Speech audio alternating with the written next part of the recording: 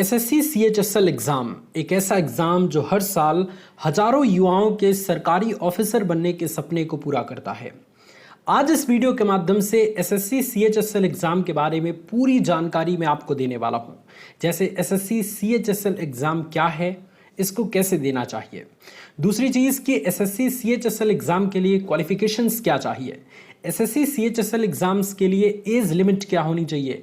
इसके अलावा SSC CHSL exam का एग्ज़ाम पैटर्न क्या होता है, एसएससी सीएचएसएल एग्ज़ाम का सिलेबस क्या होता है और एसएससी सीएचएसएल एग्ज़ाम के अंतर्गत कौन कौन से पदों पर आपको नौकरी मिल सकती है। और लास्ट और सबसे इंपॉर्टेंट चीज़ कि एसएससी सीएचएसएल एग्ज़ाम को देने के बाद अलग अलग पोस्टों में कितनी सैलरी मिलती है। सो इस वीडियो को कंप्लीट देखिएगा ताकि आपको सारी इंफॉर्मेशन बिल्कुल स्टेप बाय स्टेप मिलती जाए। और यकीन मानिए, अगर आपने इस वीडियो को लास्ट तक देख लिया तो एसएससी सीएचएसएल एग्जाम से रिलेटेड कहीं भी आपको भटकना नहीं पड़ेगा, कोई दूसरी वीडियो नहीं देखनी पड़ेगी। सो आइए अपने इस वीडियो की शुरुआत करते हैं। एसएससी, जिसका full form staff selection commission होता है, ये एक ऐसा कर्मचारी चयन आयोग है जिसके माध्यम से आप केंद्र सरकार में यानी सेंट्रल गवर्नमेंट में एक ऑफिसर के पद को प्राप्त कर सकते हैं, अर्थात गवर्नमेंट जॉब प्राप्त कर सकते हैं। हर साल हजारों की संख्या में वैकेंसीज आती हैं और लाखों की संख्या में युवाएं इसकी तैयारी करते हैं और फाइट करके और अपने लिए एक गवर्नमेंट जॉब पाते हैं, अपने सपने को साकार करते हैं। एसएससी में बहुत सारे प्रकार के एग्जाम होते हैं, जैसे SSC CGL exam, SSC CHSL exam, SSC MTS exam वगैरह वगैरह। तो आज इस वीडियो के माध्यम से हम एसएससी सीएचएसएल के ऊपर बात कर रहे हैं। तो एसएससी सीएचएसएल का full form staff selection commission combined higher secondary level होता है।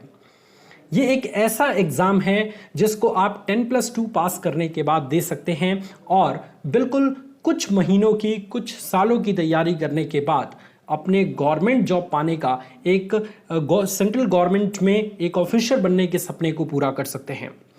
दूसरा पॉइंट, क्वालिफिकेशंस क्या होनी चाहिए।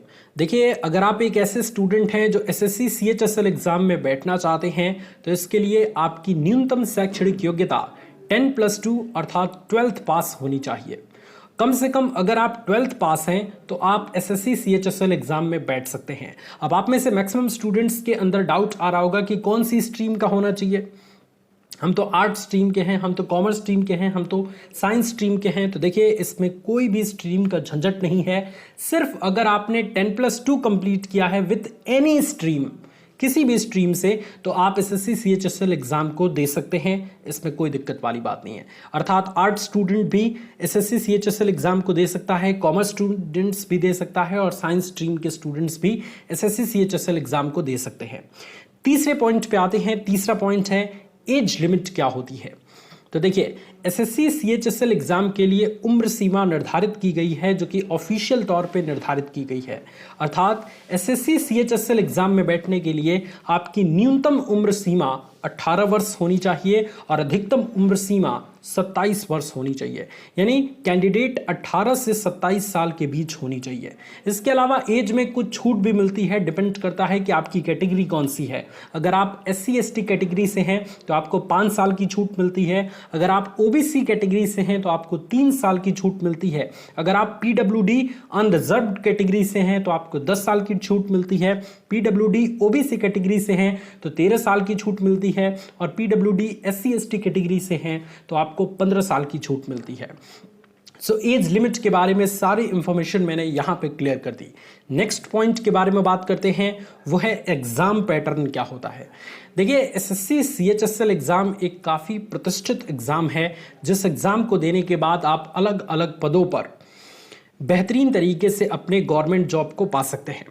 एसएससी सीएचएसएल एग्जाम्स जो होता है वो 3 चरणों में कराया जाता है, 3 टायर में कराया जाता है, जिसमें टायर 1 सबसे पहले होता है। सो टायर 1 में आपकी जो पेपर होता है वो ऑनलाइन माध्यम से होता है, अर्थात कंप्यूटर पर आधारित आपका पेपर होता है। ये पूरा का पूरा जो है, इस पेपर में 4 सब्जेक्ट से क्वेश्चंस पूछे जाते हैं। सबसे पहले तो general intelligence and reasoning, quantitative aptitude, इसके अलावा तीसरा आपका है जनरल अवेयरनेस और चौथा इंग्लिश कंप्रिहेंशन। इन चारों सब्जेक्ट से आपके प्रश्न पूछे जाते हैं। टोटल प्रश्न 100 नंबर का होता है और इसके लिए आपको 60 मिनट अर्थात 1 घंटे का समय दिया जाता है। इस एग्जाम में अर्थात टायर 1 के एग्जाम में नेगेटिव मार्किंग भी होती है, अर्थात अगर आप गलत क्वेश्चन का आंसर देते हैं तो इस स्थिति में आपके आधे नंबर अर्थात 0.5 नंबर काट लिया जाता है। इसके अलावा टाइमिंग में कुछ छूट भी दी जाती है। दिव्यांग को 80 मिनट का टाइम दिया जाता है। बात करते हैं टायर 2 की, तो टायर 2 का जो पेपर होता है वो पेन पेपर आधारित होता है अर्थात डिस्क्रिप्टिव होता है। टायर 2 के एग्जाम में 2 प्रकार से आपके क्वेश्चंस पूछे जाते हैं, एक तो निबंध यानी एस्से का और एक लेटर एप्लीकेशन यानी कि पत्र लेखन और एप्लीकेशन का। ठीक है, तो इसमें जो एस्से वाला पार्ट है उसमें 200 से 250 वर्ड का आपको एस्से लिखना होता है और इससे भी कुछ इंपॉर्टेंट खास पॉइंट्स पे दिया जाता है जो कि आपके स्क्रीन पे दिखाया गया है।